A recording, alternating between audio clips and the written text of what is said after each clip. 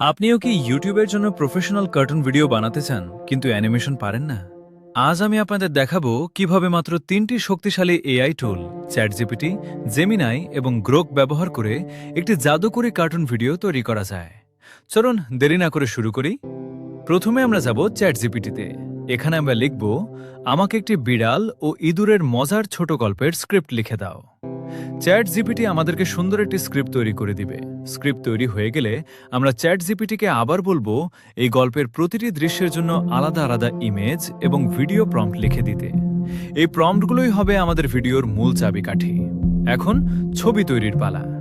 আমরা chat GPT থেকে প্রথম প্রম্পটটি কপি করে চলে যাব গুগল জেমিনাইতে। প্রম্পটটি পেস্ট করার সময় মনে করে লিখে দেব 9:16 রেশিও কার্টুন স্টাইল। দেখুন, জেমিনাই আমাদের জন্য কত চমৎকার এবং সিনেম্যাটিক ছবি তৈরি করে দিয়েছে। এবার এই স্থির ছবিটিকে জীবন্ত করার সময় আমরা যাব গ্রক এআইতে। এখানে ছবি আপলোড করে চ্যাট জিপিটির দেওয়া প্রথম ভিডিও প্রম্পটটি পেস্ট করে দেব। রেশিও অবশ্যই 9:16 সিলেক্ট করবেন। দেখুন গ্রক কিভাবে আপনার ছবিটিকে একটি চমৎকার অ্যানিমেশন ভিডিওতে রূপান্তর করে দিচ্ছে। এবার আমরা ভিডিওটি প্লে করব এবং ভিডিও শেষের অংশের একটি স্ক্রিনশট নিব। এবার আমরা আবার চ্যাট জিপিটিতে যাব এবং দ্বিতীয় প্রম্পটটি কপি করে আবার গ্রক এআইতে যাব এবং আমাদের নেওয়া স্ক্রিনশটটি দিয়ে চ্যাট জিপিটি থেকে নেওয়া দ্বিতীয় প্রম্পটটি পেস্টপট করে দিব। এভাবে বাকিগুলো দিয়ে ভিডিও বানিয়ে নিব। সবশেষে আমরা ক্যাপকাট ট্যাবটি ওপেন করব।